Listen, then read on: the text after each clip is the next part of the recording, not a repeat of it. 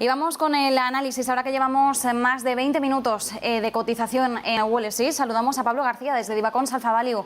Pablo, muy buenas tardes. ¿Qué tal? Buenas tardes, Marta. Pablo, bueno, apertura en negativo para Wall Street en un día en el que estamos viendo sobre todo algunas minoristas protagonistas, Target con ese profit warning, pero por el lado contrario a Coles con fuertes subidas y también con la mirada puesta en esas perspectivas actualizadas de crecimiento, perspectivas de crecimiento económico mundial del Banco Mundial. En apenas unos minutos hablaremos con ellos para que nos puedan desgranar mejor esas cifras.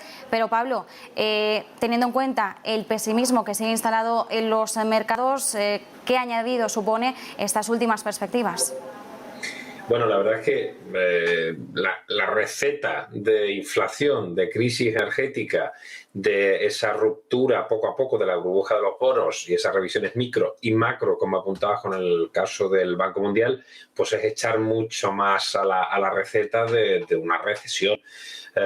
Personalmente creo que la recesión en Estados Unidos es inevitable, también lo es en Japón, también lo es en Alemania, y eso no tiene por qué ser una noticia pésima después de 10 años con fuertes crecimientos en los cuales pues hemos tenido un paréntesis del COVID. Yo creo que hemos titulado esta mañana en el diario Mercados de Divacons Alpha Value, los bonos vuelven a la carga con esas tires del tibón por arriba del 3%, aunque ahora recuperan un poco los precios y cae la rentabilidad al 2,98-3%, y el Bund, que estaba en 1,32, que está cayendo un poco hacia el 1,28,5, pero son rentabilidades máximas de los últimos años, ¿no? Y el Brent, pues cercano a los $120 barril. La situación sigue siendo muy compleja y sobre todo tenemos al Banco Central Europeo.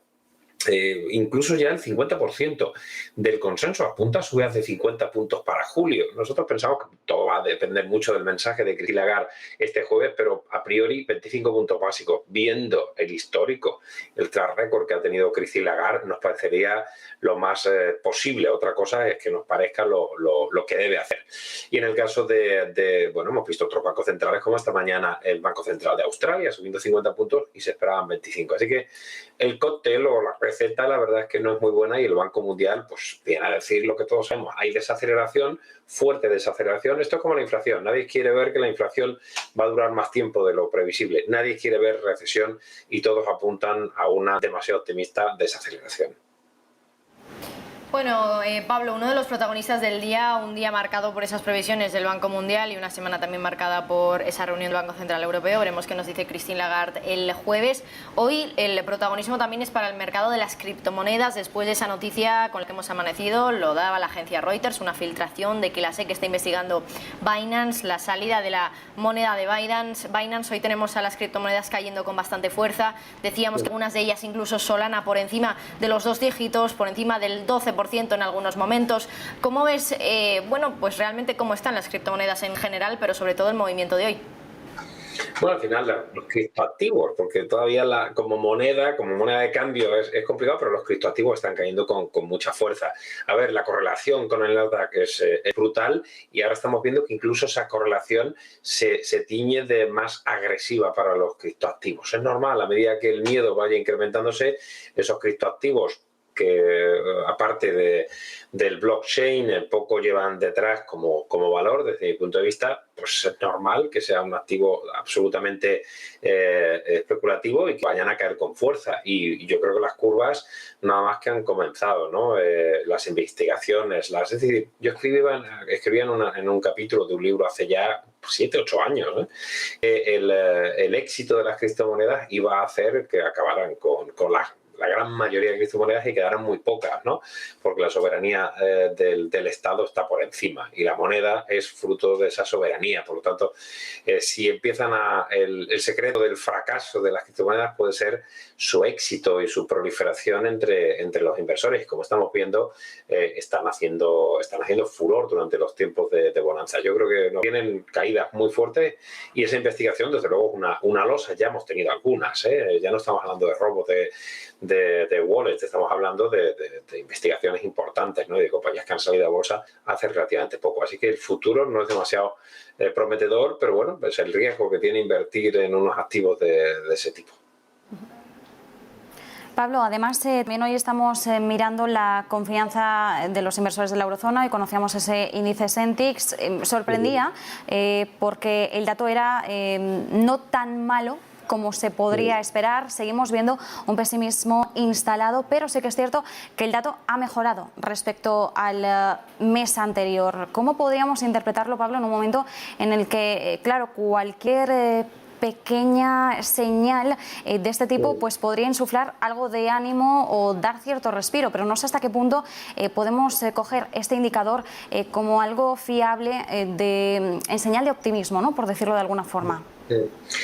Bueno, yo creo que eso se debe un poco a que los últimos datos de inflación parecía que podían remitir algo, a pesar de que la inflación en la zona euro se nos fue al 8,1%, parecía que podía haber un poco de calma y ahí, pero bueno, el dato es menos 15,8 puntos respecto a menos 21,2 esperado y menos 22,6. Es decir, sigue siendo un dato, como bien apuntaba, de floja confianza, ¿no? Siguen siendo muy malos los datos alemanes de confianza, tanto empresariales como del consumidor. Yo creo que, no sé, hay muchas dudas, no hay un choque de expectativas de los inversores entre, por un lado, los que piensan que esto ha caído mucho y tiene que empezar a recuperar con ese rebote técnico desde mi punto de vista en un mercado bajista que se produjo en las últimas sesiones, sobre todo la semana pasada, y aquellos que pensamos que el mercado tiene que regular aún más porque vamos a tener recesión después del menos 1,5% del PIB del primer trimestre de Estados Unidos o el menos 0,1% de Francia, que esperábamos que fuera mucho más sólido. Y vamos a empezar a tener datos macros, como decíamos, malos, pero también datos micro, y al final el PER va a empezar a ponerse mucho más caro. Si el numerador sube, que es la cotización actual, y las previsiones futuras de beneficios empiezan también a recular, el mercado se va a poner caro. Por lo tanto, en Divacons Alpha no pensamos que el mercado esté barato y que las expectativas futuras, en este caso también del consumidor, van a ser malas. Imagínate, Marta, que tenemos menos renta disponible, o para decirlo en Roman Paradis, tenemos que pagar la gasolina más cara, tenemos que pagar la luz más cara, tenemos que pagar el pollo más caro, tenemos que pagar el pan más caro. Con todo eso, la renta disponible, el dinero que tienes en tu bolsillo va a ser mucho menor. ¿Qué confianza puede tener el consumidor cuando incluso vamos a iniciar en la eurozona una subida de tipos previsiblemente en julio? Es decir, tenemos los tipos todavía al 0%, la inflación al 8,1% y con las últimas subidas de los precios del gas ayer en Estados Unidos y va a trasladarse a Europa y el precio del crudo en torno a $120 al barril, yo creo que el dato de julio de confianza Sentix de Europa va a ser peor y posiblemente en el tercer trimestre incluso va a perforar esos niveles. Pablo, en España hoy el protagonista, uno de ellos es Repsol. Lo que veíamos en algunos medios es que la compañía estaba analizando, pues, por ejemplo, vender una parte de su negocio de upstream, concretamente un 25%. La compañía después ha salido en la CNMV, bueno, ni confirmando ni desmintiendo la venta, pero sí que ha dicho que está analizando oportunidades para ese negocio. Hoy es una de las compañías que más suben en el IBEX 35, ahora mismo más o menos la tenemos con una subida de en torno al 3,5%. Bueno, ¿qué valoración haces tú sobre esa posible venta de parte del negocio de upstream y por qué en los mercados financieros, en el mercado, en la bolsa, estamos viendo estas subidas para Repsol? ¿Sería bueno que se desprendiese de parte de ese negocio? A mí me resulta muy extraño y estratégicamente, ¿no? Dentro de las grandes hermanas, el upstream, la exploración y producción, era mucho más importante que en términos relativos y absolutos para Repsol. Repsol hizo una fuerte apuesta para intentar equilibrar exploración y producción y refino y marketing, es decir, el refinado, que lo conocemos muy bien, Cartagena, etcétera, y el marketing, que al final son las gasolineras. Bueno, es verdad que los márgenes de refino han ido bien y que el upstream ha sido fantástico. Algunos pueden pensar, está vendiendo en zona de máximos, ¿no? A mí me extraña mucho. Yo creo que ese equilibrio de Repsol entre las distintas divisiones, aparte de la química, etcétera, podría ser interesante. Vender otras cosas, otros negocios los tendería, pero que deshagan la exposición a upstream no me parecería lógico. Yo creo que le queda todavía mucho recorrido al upstream y a priori es una de las divisiones que las grandes petroleras suelen tener como número uno, ¿no? Yo no me lo termino de creer, lo veo raro, pero bueno, algunos pueden pensar que estás vendiendo en picos, ¿no?, de demanda.